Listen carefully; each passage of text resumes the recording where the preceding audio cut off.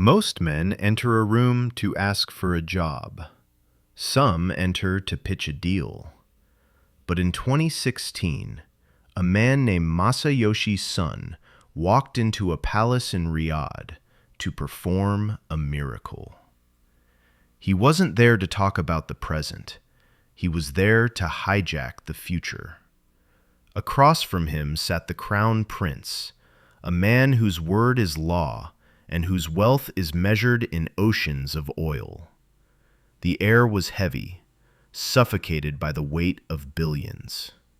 45 minutes, that's all it took. In the time it takes for you to drink a cup of coffee, Masa walked away with $45 billion. It wasn't a negotiation, it was an infection of the mind. Masa didn't use charts. He used a weapon that no banker possesses: the absolute certainty of a prophet. He told the prince, "I am here to give you a gift. I am here to make your kingdom immortal. But immortality has an entry fee." The world gasped. Wall Street trembled. They called it a heist. They called it madness. But they didn't understand. Masayoshi Son isn't a businessman. He is a man who has seen the year 2326, and he is just waiting for the rest of us to catch up. The sound of $70 billion vanishing. But before you can own the future, you must be willing to be burned alive by the present. Year 2000. The dot-com bubble didn't just pop, it exploded like a supernova. And at the center of the blast was Masa. The sound of $70 billion vanishing isn't a bang. It's the sound of a heartbeat stopping.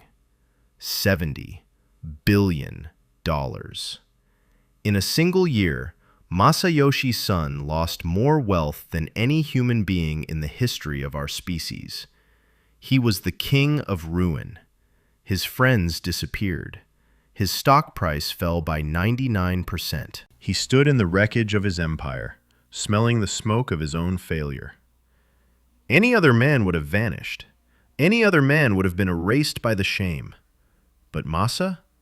He stood in that empty room, looked at the numbers on the screen, and he smiled. Why?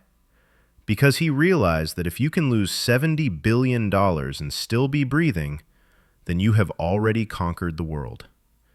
He didn't see a loss. He saw a sacrifice. He was paying the price for the vision he was about to receive. The 300-year virus. In 2010, Masa revealed a document that many believe is the most dangerous piece of paper in finance: the 300-year blueprint. While you are worrying about your rent, while CEOs are worrying about their quarterly bonuses, Masa is worrying about the soul of the machine. He looked at his shareholders and asked, "Do you know why we are here?" He didn't talk about money. He talked about the singularity. Masa believes that in less than 30 years, a single microchip will possess the intelligence of 10,000 humans. He envisions a world where machines don't just compute, they feel. A world where your brain is plugged into a global consciousness, where death is merely a software error. He isn't investing in apps, he is investing in godhood. Every chip ARM designs, every mile an Uber drives, every NVIDIA processor that hums in the dark, Masa sees them as the neurons of a new global brain. He is building the motherboard of humanity. Critics call him a con artist. They say he is chasing ghosts. But Masa laughs, because he knows that every great leap in history was led by a man whom the sane world called a lunatic. The architect of obsession. What is it like to be inside the mind of the man who owns the future? It is a place of absolute, suffocating obsession.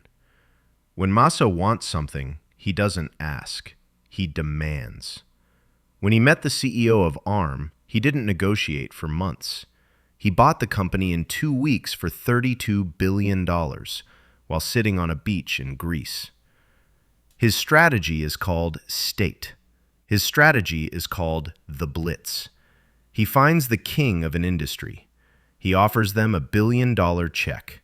If they say no, he looks them in the eye and says, "Fine. I will give this money to your competitor and I will watch them bury you." It's not business. It's digital warfare. He doesn't want a piece of the pie. He wants the oven. He wants the wheat. He wants the ground the wheat grows on. But there are scars. The ghost of WeWork. The $10 billion burned in the ego of Adam Neumann. The world laughed. They said the god of investing was bleeding. But Masa's response was chilling. "I was foolish. I was wrong. Now, let's do it again, but bigger." He doesn't fear failure. He eats it for breakfast. Because to a man with a 300-year plan, a $10 billion mistake is just a typo in the book of destiny. The final ascension. We live in a world of now. We are trapped in the prison of the next 24 hours. Masayoshi Son is the man who broke the clock. He teaches us that the only thing holding you back from $1 billion empire is the horizon of your vision. If you think in days, you will have crumbs. If you think in decades, you will have a fortune. But if you think in centuries, you will have an empire. The future is not something that happens to us. It is something we braid with our own hands.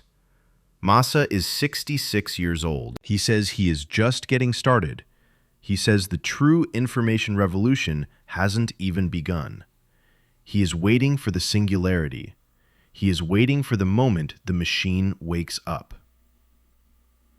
So I ask you tonight, as you sit there in the dark, what do you see when you close your eyes? Do you see the struggles of today? Or do you see the monuments of the year 2300? Most people are blind to the light of the future. But you are here. You are watching. You are part of the billionaire empire. I am your advisor. The code is written. The chips are humming. Subscribe and let us walk into the 300-year light together. I will see you at the end of time.